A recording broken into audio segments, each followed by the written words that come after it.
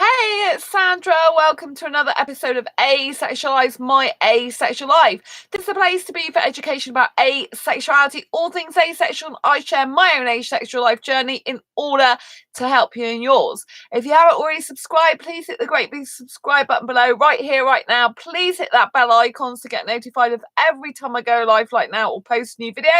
And don't forget to give this video a thumbs up if we're enjoying the content as we go along. Thumbs up is always helpful.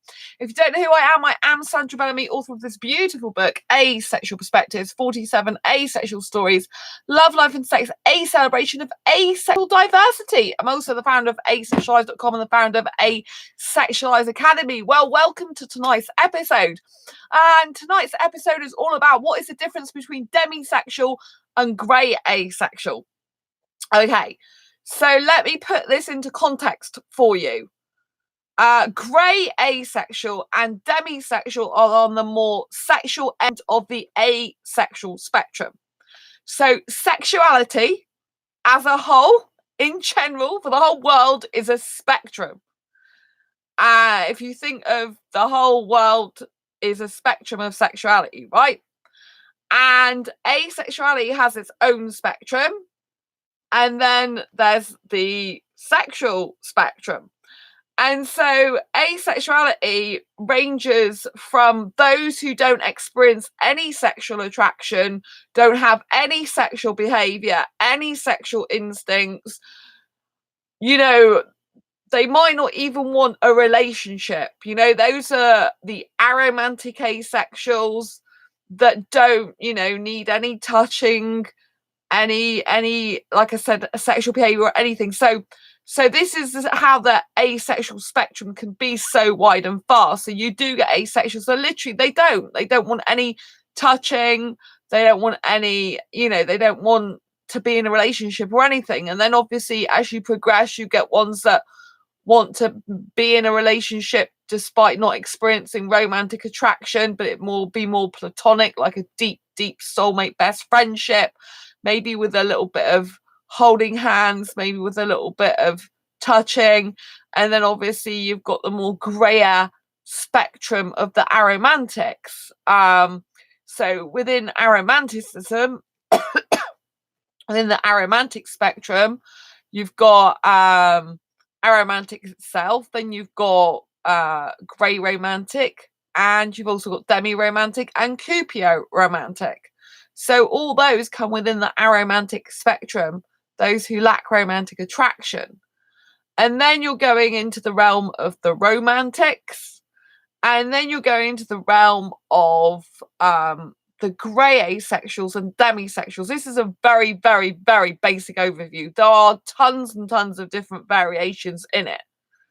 There's a lot of different types of asexuals sandwiched all between these sort of general basic asexual spectrum principles, if you know what I mean. So then you've got the more sexual end of the spectrum, which are the grey asexuals and the demisexuals. Now, demisexuals are part of the grey asexual end of the spectrum. So demisexuals also fall under the grey A part of the spectrum. An actual grey A person, or grey sexual, or grey asexual, as they're all clumped together, by textbook definition, is the following. A grey asexual is someone who experiences sexual attraction under limited, rare, or specific circumstances. That's one part of the definition. Or who does experience it, but not enough to want to act on it. Okay? So grey asexuals can come in two variations, if you like. One is they only experience sexual attraction in limited, rare, or specific circumstances, so they're not experiencing it as a general rule. But the other one is they do experience it, but they feel it when they're attracted to someone, but they don't want to act on it. The feeling isn't strong enough to act on, right? And then a demisexual is part of the grey asexual part of the spectrum, because demisexuals can only, and I repeat, only experience sexual attraction when a deep emotional bond has been formed. Okay, so the reason it comes under the grey end of the spectrum is because it's under that limited, rare, or very specific circumstance that they do that in. So they have to be deeply bonded to the person emotionally, right? And so some demisexuals, they literally, they can't experience, well, as a general rule, demisexuals can't experience any sexual attraction until a deep emotional bond has been formed. But with some demisexuals, that could be a couple of years, and they would think of everyone as their friend because they wouldn't have any deep emotional connection with them. So they wouldn't be thinking of them in a sexual way. I mean, that's not to say they couldn't feel romance, though. Still, for someone, they could still feel romantic because they're demisexual. So a demi-romantic is on the aromantic spectrum and is someone who can only experience romance when a deep emotional connection is formed. But a demisexual is someone who can only experience sexual attraction when a deep emotional bond has been formed. So the grey romantic and demi-romantic and demisexual story are two different things. Demi-romantic is on the aromantic spectrum. Demisexual is on the sexual end of the asexual spectrum. So yeah, so basically, I run a few groups. I run 5 Facebook groups for asexuals, and one is a dating group for asexual, grey asexuals and demisexuals. I also run the no sex dating group. Thanks for the thumbs up. Thank you for watching. Love you. And so with the demisexuals, for example, they have to have the bond reciprocated. So a lot of people who aren't asexual, a lot of people who are, for example, heterosexual, they still usually need some type of bond, right? But their sexual attraction is not dependent on it. They can still feel sexual attraction without that bond. Whereas with a demisexual, they are asexual and a genuine demisexual. I'm not talking about someone who's just, a heterosexual going, oh, I've got to be deeply connected to the person. I'm on about someone who's genuinely demisexual, is someone who literally cannot feel sexual attraction unless a deep emotional bond has been formed. It's dependent on it, and it relies on the other person forming that deep emotional connection back. In my experience of managing a demisexual grey asexual group, I have checked in with them, and the people that have replied to a post I put in there agree. They have to have it reciprocated because it's a bond that has to be reciprocated. And if the bond is lost for some reason, then the sexual attraction can just go. But like I said, doesn't mean to say they can't still experience romantic attraction. They can still be romantically attracted to loads of people, because they're a demisexual.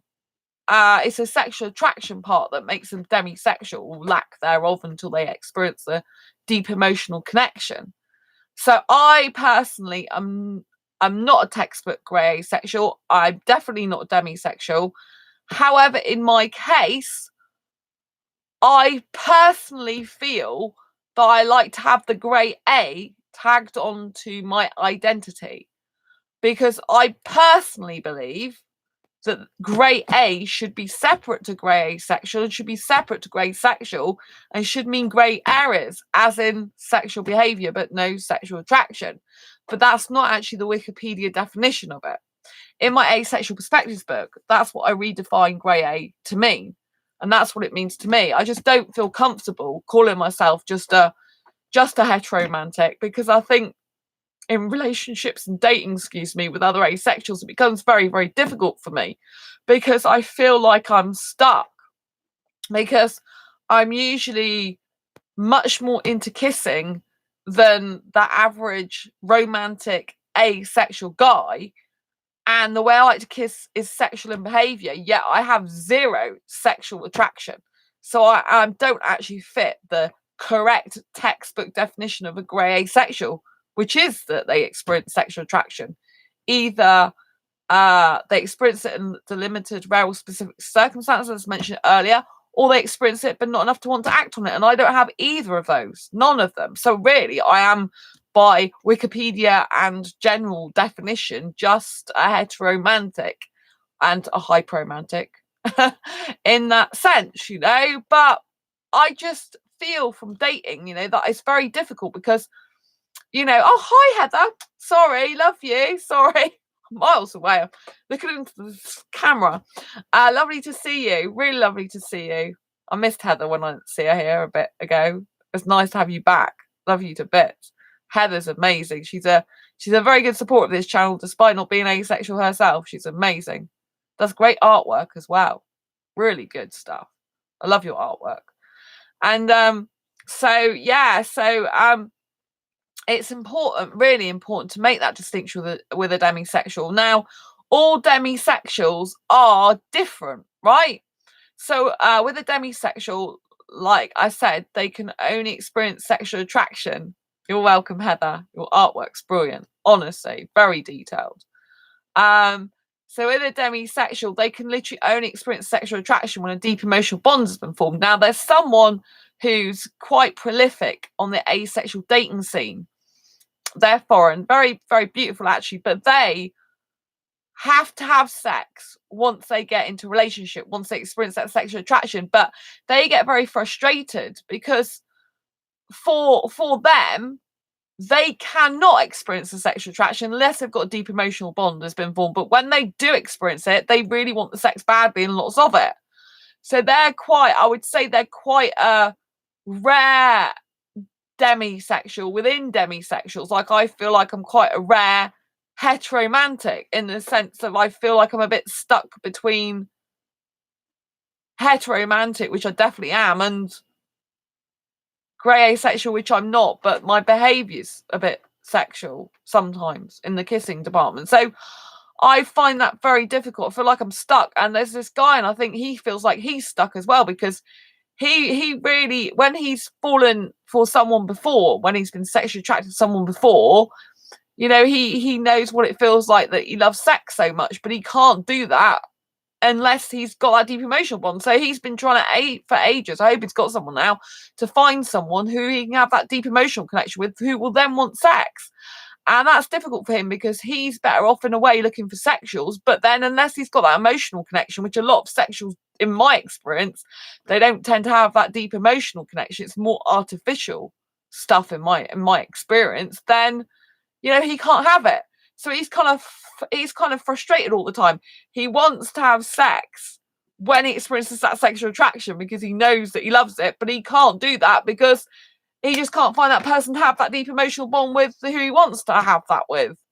So for him, it's kind of like, he's kind of like a walk-in, like, I want to have sex, but I can't have it with just anyone, and no one is forthcoming to me who I can deeply connect with on an emotional level. And obviously, if you're asexual and you're not on the more sexual end of the spectrum, unless you don't mind having sex, then it means that, you know, you can be with someone like that. Like, I could be with a great asexual, but, you know, I don't like to take my clothes off, which I don't know anyone else on the grey asexual end of the spectrum or the sexual end of the spectrum that doesn't like nudity. Like, I can't stand it. And I mean, I don't mind a guy's chest naked, but that's about it. And so I kind of feel like stuck. It's like I could be with a demisexual if they didn't need sex. But, you know, again, a lot of these on the more sexual end of the asexual spectrum, they will look at porn. But I mean, a lot of asexuals look at porn. That's what I ended up talking about yesterday, wasn't it? So, you know, I find it very, very difficult. The asexual spectrum is not an easy thing because it's so vast and wide. There's so many different variations. I mean, seriously, I mean, grey asexuals can literally range from the limited or specific circumstances they experience sexual attraction being very, very, very limited. Like, they've only experienced a sexual attraction once or twice or a few times in their life, or with two people. And then others can experience it in under certain circumstances and conditions, but more regularly. So, you know what I mean? It's very, very difficult, and it's really important that when you're thinking about getting into a relationship, whatever type of relationship that is, you know, there are aromantic asexuals that can sometimes be in sexual relationships. Just because they're aromantic, you know, and they asexual, they don't experience sexual attraction, they don't experience romantic attraction, doesn't mean to say they can't be in relationships with sexuals, because I've known some who are, you know. And so don't think for 1 minute just because a certain person fits into a certain category or labels themselves a certain way as asexual, don't make presumptions on what they physically need and don't need, you know, because I'm heteromantic. But there's the heteromantics that I know are very, very different to me, a lot of them, you know. Like I said, they're really not into kissing like I am. They're heteromantic. Well, to me, I'm like super duper romantic. Like, I mean, in some ways, I'd be better, more suited to a sexual in the terms of I like to kiss, cuddle, hold hands, and do all that type of thing all the time. But I can't, you know, I don't experience sexual attraction. I don't desire to have or want or need have sex at all. And some demisexuals, they really do need to have sex once they form that deep emotional bond. Some other demisexuals can live happily without sex. They're not bothered about it, even if they do end up experiencing sexual attraction. So again, it becomes another complication. But, you know, I believe there is someone for everyone in the world, whether it's a good friend you want, whether it's a platonic relationship you want, or whether it's a romantic relationship you want. I do believe there's someone for everyone. And I just wanted to make it clear the difference, because there seems to be a bit of confusion between, you know, like between like sexual feelings as well. Like I had someone who watches this channel talk about they experience sexual feelings when they get near someone. Now, I mean, I'm not going into who they are, obviously it's personal confidential information, but I thought it was important to do this video because they were talking about demisexual, and I kind of suggested they might be grey asexual. And I wanted to do this video to show the difference, because a grey asexual will experience sexual attraction, whether it's under limited, rare, specific circumstances or not enough to want to act on it. There will be times when they do actually experience it, which could be much more frequently than a demisexual. Unless a demisexual has formed that bond, they can't experience it. Do you know what I mean? So they could go for a couple of years without ever experiencing a demisexual, you know. And I've known someone in my group that they had a partner and they decided to have a polyamorous relationship, which means they were in a relationship with two other people, their partner and the other person, and they, because the bond was lost between them and their partner that they were originally with this other person coming into it, the emotional attachment and connection just wasn't there anymore, and they were losing sexual attraction for them. There are different terminology asexual spectrum. There is probably a big list of terminology asexuals of different types of spectrum. Yes, Heather, there are absolutely tons and tons and tons and tons. I mean, I do an asexuality basics for beginners course, which explains the basics of asexuality, because it's too much for people to wrap their head around every single one. But I have got quite a few videos on this channel. Like I've got videos about biromantic, demi-romantic, demisexual is this one, but I've mentioned demisexual before. Grey asexual, probably a lot of research. Yeah, there's frey asexual, which I did, or freysexual, sorry, I did, and frey romantic, I did a video a while ago.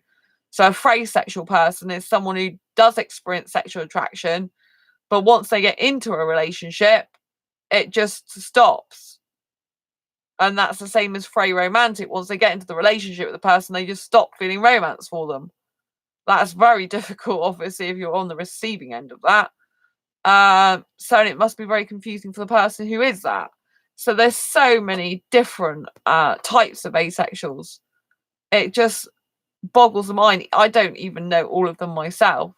I try and stick to mostly the basics for people to understand it, because it gets so much. It's interesting topics, yeah. I find it really interesting, you know, and I find it very interesting. I find it very, very difficult when you're such a romantic asexual. I think if you're not a romantic asexual, it's not so difficult. But I think with dating, it's very, very hard. Like, what some people may not know is that the majority of asexuals are aromantic, or aromantic, as many people pronounce it, which means they lack romantic attraction and sexual. So there's a huge proportion that's like that, and there tends to be more female asexuals than males. So obviously, when I'm looking for a potential asexual guy partner, I need a romantic guy for a start, unless they were demi-romantic and then fell romantically in love with me and happened to have that deep emotional connection to experience full romance. Then yeah, so I can't really be with a aromantic, really, and I need a really romantic person for me. And so I think it becomes quite difficult. It doesn't mean to say it's not achievable, though, but there's so many different variations, like we've all got our own different needs physically. Like, I need kissing, like I need water. Not quite, but nearly. Water's more important. I can live without kissing, but in a relationship, it's something it's a fundamental need of mine in a relationship, because I like kissing so much. It's like a favorite hobby to do. So yeah, it's like if you're an avid stamp collector, you kind of want to be able to spend hours collecting stamps. If you're an avid cyclist, you want to spend like hours cycling and practicing your craft. It's like if you're an avid kisser, you love kissing, you kind of want to practice kissing regularly with your favorite someone. So that's the way I see it. I see kissing as like my favorite hobby to do, really. But yeah, so I hope that's kind of cleared up, because the thing you have to ask yourself if you're thinking about whether you're grey asexual or demisexual is, what is that sexual feeling? Is it frequent? Is it something that you don't experience as a general rule, but it's kind of frequent, as in the sense you felt it for a few people? Or is it like you literally have only felt sexual attraction for like a few people in your life ever? Because if you've only experienced sexual attraction for a few people in your life ever, that usually means you're demisexual. If it's someone you formed a deep emotional connection with. If it's not, if it's some random person that you've come across at school, if you're school age, if you're walking the grocery store and you've just experienced that very rare moment of sexual attraction without the emotional bond because you don't know the person, then that would fall into the grey asexual category. But if you're going around like week in, week out, experiencing sexual attraction, like having thoughts about, oh, I'd like to have sex with this person, or I'd like to have sex with that person, or, it's part of your being, do you know what I mean? That you get sexual urges towards specific people, then, no, not asexual. So, it's, but like I said, there's so many different variations of asexuality. These are all the generalities.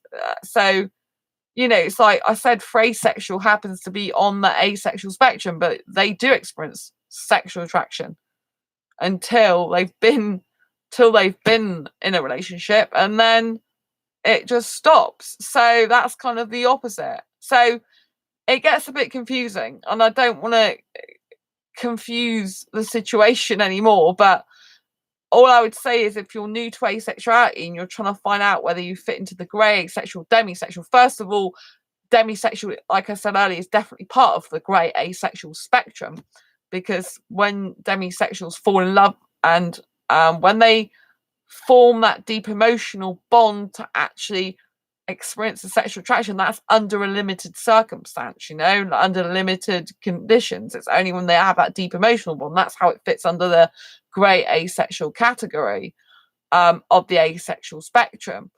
But with grey asexuals, they will be experiencing it more frequently, but maybe still not that frequently usually, or it'll be that low. So if they experience it but not enough to want to act on it, that would be like a really low amount of sexual attraction that they know they feel it in their body, but there's no urge to actually do anything about it ever. Do you understand what I mean? So yeah, I think if you are, you know, coming to asexuality and thinking, well, it sounds like me, but I'm not sure, because occasionally I get the odd feeling of sexual stuff towards people, sexual inclination towards people, you need to really assess your own feelings and your own circumstances in life, and when it happens and how it happens and what circumstances it's under, to find out how you actually fit on the asexual spectrum, because there's so many different variations that it would, you know, it's good to do your own research. So whatever you're feeling, if you feel like, oh, well, I experience sexual attraction, but then after I've dated the person for a while, it just all goes, and that's a regular occurrence for you, it's likely going to be that you're frasexual. You know, so like I said, just make sure that you analyze and reflect your own feelings, because no one knows you better than yourself. People can give you textbook definitions all you want. I mean, that's why I do like this book, because it doesn't just give textbook definitions of asexuality, it shows you different types of asexuals. That's why I like writing it, because I you know, there's other books that go, this isn't asexual, this is this and this. I'm not saying those books are bad, they are still really, really good and valuable, but I just think it's nothing like actually getting into a story of someone, getting into the mind of someone and feeling how they feel. Do you know what I mean? Which I think is what this type of book does, that some others don't. So, oh, you can grab a copy down below in the links, by the way. It's on Amazon. But yeah, I hope you found this video useful and insightful in some way. I really do. I hope I haven't confused you, and that I'm being perfectly clear that a great asexual is someone who experiences sexual attraction under limited, rare, or specific circumstances, or not enough to want to act on it.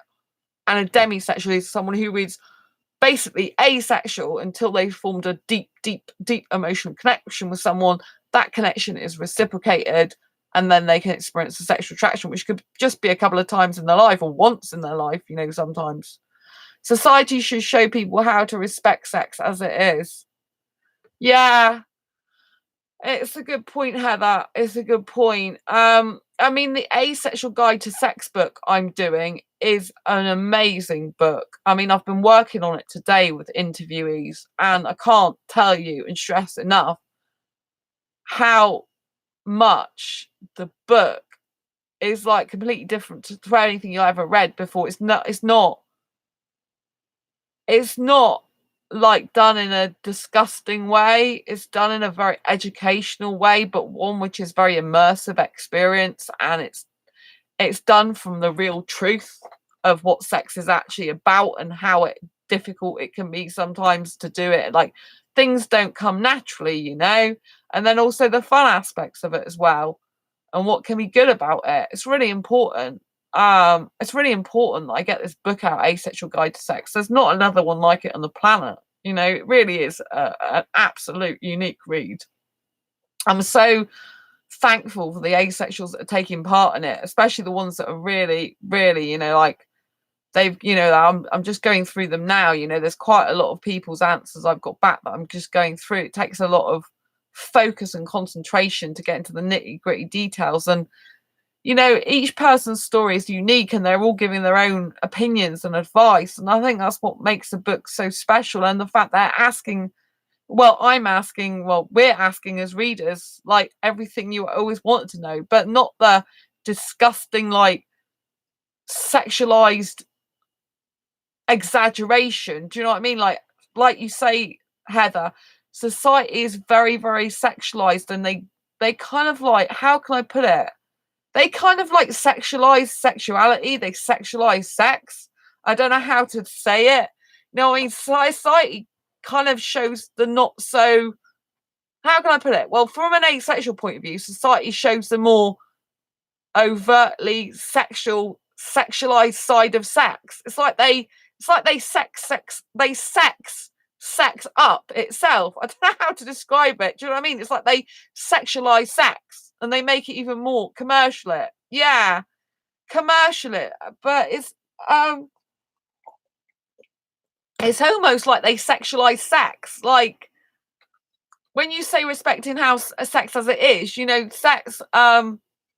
If I think about it from a more more loving point of view, or a more educational point of view, a more logical point of view, a more rational point of view. It's more like when I'm doing the book, because I wasn't sure if I'd like doing this book in some ways, because I'm personally sex repulsed asexual for me these days, and sometimes some of the stuff in it is hard because some of it is very, very sexually explicit, and even more so than I'm used to, because there's certain things sexually I haven't done and don't really wish to do ever either. But I need, but it's insightful, what other people do like, especially on the asexual spectrum. It's interesting how much it all varies. Really interesting, insightful. But that's what I think. And when I'm doing this book, I don't see it as some glorified sex thing. I see it as a very educational, informative, immersive experience like no other you will have ever seen before or read. Because when I think of books about sex in general, I think about they're done by sexologists, psychologists, psychiatrists, sexual dating coaches.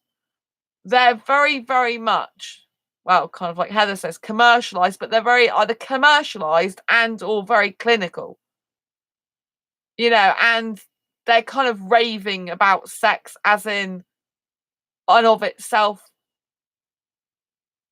as in sexualizing sex. I don't know how to describe it. I know what I mean.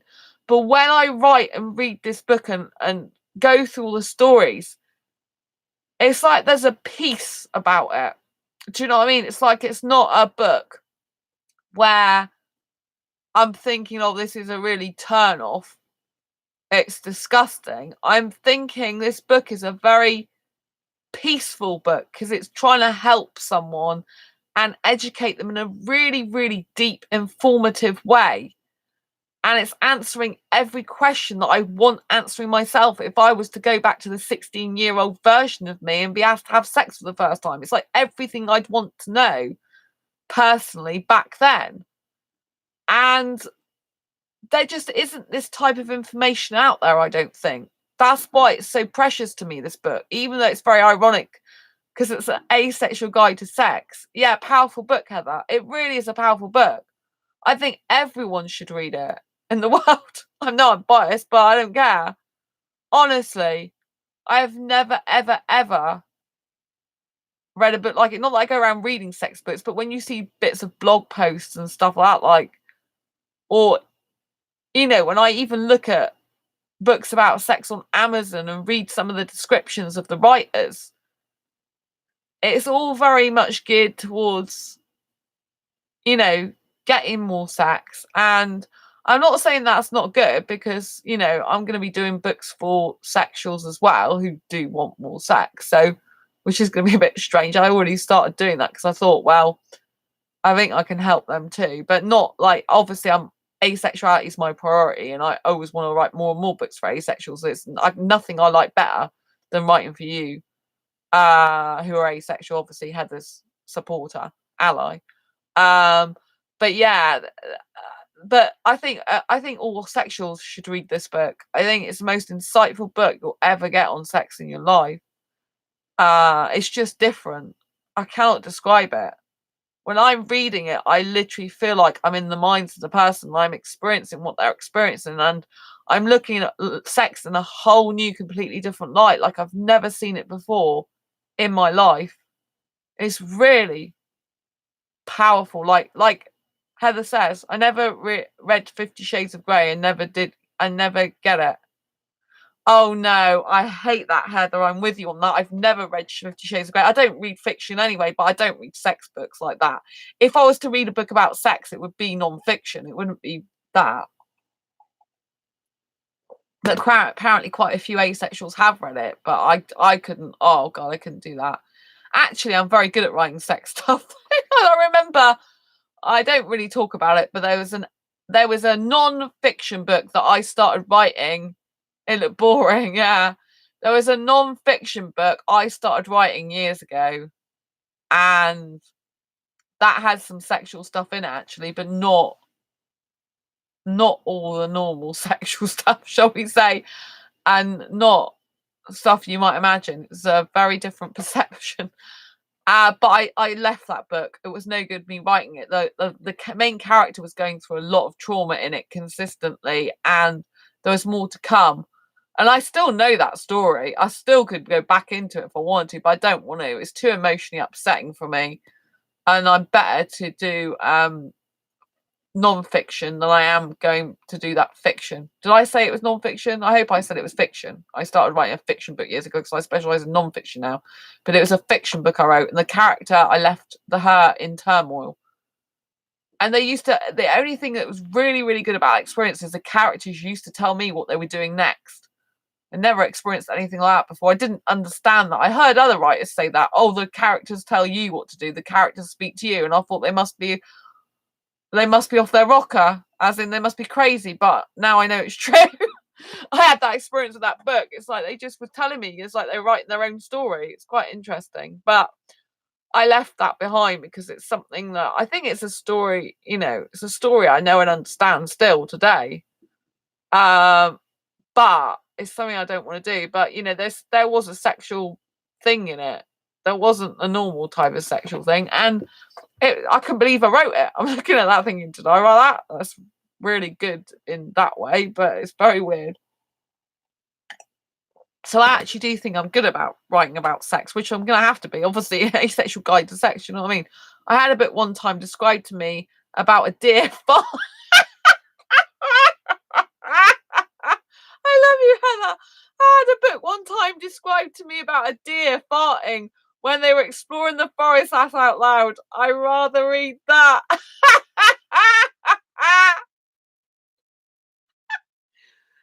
is really, really, really funny, Heather. That is so hilarious. Was that? I'm guessing that was an actual fiction book, not a non-fiction book. Was it a kid's book by any chance, or was it an adult book? Oh, I think that's hilarious. You should put the link down below. Oh, that's so funny. That's really funny. And thank you to whoever else is watching. There's someone who watches this channel regularly, but they're a silent observer, shall we say. But it's lovely to have them here. Oh, it's an adult book. Wow. It sounds a lot more fun than the average sex book out there. Apart from, I have to say, my Asexual Guide to Sex book is just incredible. I just have to say that. I mean, I like this book. I love this book. I really do. I think the Asexual Guide to Sex would just be even more powerful. I just cannot rave about it enough, and I haven't even finished it yet. Got a way to go with the interviewees, it's very, very intense. The Asexual Guide to Sex book is very, very intense, and there are quite a few great asexuals. Ones on the great asexual end of the spectrum that are in the book, but not all of them are. There's a panromantic, for example. There's an aromantic, for example. So they're not all on the great asexual end of the spectrum. You'll be pleased to know, just in case, because obviously asexuals that are on the more sexual end of the spectrum tend to be the ones that will participate in sex more than others, but not necessarily. See, not necessarily. Breaking stereotypes there again.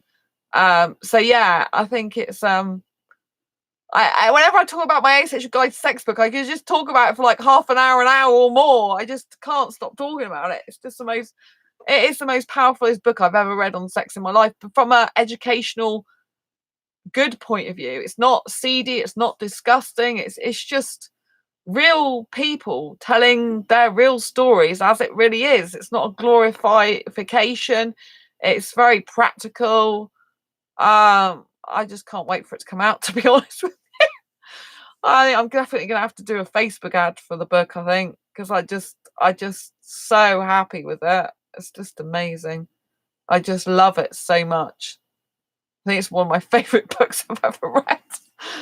I find it very strange saying that, actually, because of the title, but I just find it so, the depth of the questions, and because some of the asexuals, they have found some of the questions hard, because I gave them a second set of questions, which has been 20 questions in the end, 19 plus one extra I forgot, And, you know, they said, some of them said that questions are hard, and they are really hard. Some of them I haven't even known there's 2 in there that I haven't even known the answer to till not that long ago, because I wasn't taught as a kid these things, you know, or a teenager, or, you know, I wasn't taught for most of my life certain things. That's about boundaries and being assertive. You know, I didn't know what boundaries was. I didn't even know what the word assertive meant for years. I only got to know about it when I did the pattern changing course in 2013. That's the only time I started realizing there's things called boundaries and being assertive, and a bit more about what they actually were and what it meant, you know? And I think that's a bit, whoa, do you know what I mean? That's like adulthood, and, you know, like, no wonder people get abused when they don't understand boundaries or being assertive. But it's also not just about that, it's about applying them, you know, even if you know the principles. Sometimes, you know, it depends what type of experience you've had in your life as to whether you will exert your boundaries or exert your assertiveness, you know. Depends what life experience you've had and how confident you are about yourself, I think. But I'm really looking forward to it, because I'm going through the other stories with the interviewees at the moment. But obviously I've got my own story to write. I've written part of it already, and I've answered a lot of the question myself in draft form, you know, but I've still got a way to go. But I want to get everyone else's story done first, and I can focus on the rest of mine, because I'll be filling in the gaps, if there's any gaps in the beginning of the book anyway, with my own advice. So yeah. But I'd rather read fart books than sex books. It's good for you, Heather. I mean, yeah, I would, apart from this book I've written, because obviously you know, I just love the book. I just love the book so much. I just can't tell you, like, you know, but every other book, yes, I'd rather read fart books, I think. Well, especially if they were cartoons, I'd find it funny. But yeah, but I do like reading non-fiction stuff. I do like educating myself, because it's important, you know. If I do, you know, I've been with sexuals in the past, haven't I? You know, if I end up in a relationship with a heterosexual again, it's kind of like I need to know as much as possible, but I don't want to have sex ever again anyway. So I can't really see me being with a heterosexual unless they were really genuinely honest about the fact they don't need sex. They would want it if they don't need it. But I can't see it happening. But who knows what's around the corner? Lots of people, full of surprises, life is. So who knows? But I'm concentrating on my career, like, as in writing. Like, writing is the love of my life. If I'm absolutely honest, when I'm writing this Asexual Guide to Sex book with the interviewees, I'm just so peaceful. Writing is so peaceful for me. It's such a peaceful pursuit. I just feel so calm, so relaxed, so happy. It's just amazing. And I felt good writing this book. I really did. But I feel even more at peace writing the book I'm currently writing, because I just think it's going to have a huge impact on the world. And more sexuals are going to hear about asexuality, because they're going to see that book, look at the title, and it's going to interest them. And so I think it can have a huge impact globally. I really do. Anyway, I think I've talked for enough for tonight. Hopefully you got the gist between grey asexual and demisexual, which was, to recap once more, grey asexual is someone who does experience sexual attraction under limited, rare or specific circumstances, or who experiences it but not enough to want to act on it. And a demisexual is someone who only experiences sexual attraction where a deep emotional bond has been formed, and it usually has to be the other reciprocated and maintained. And otherwise they are asexual, because they just can't experience sexual attraction. Thank you, Heather. Good night to you. Lots of love. Thank you so much for participating. Thank you to the other person who's been watching me all the way through. I know you watch me every single time I come on. I know you're a silent observer. So thank you. I love you so much, whoever you are. And I really appreciate you too. Serious, I do. Thanks for the thumbs up, Heather. If anyone else wants to give a thumbs up to this video, that'd be great.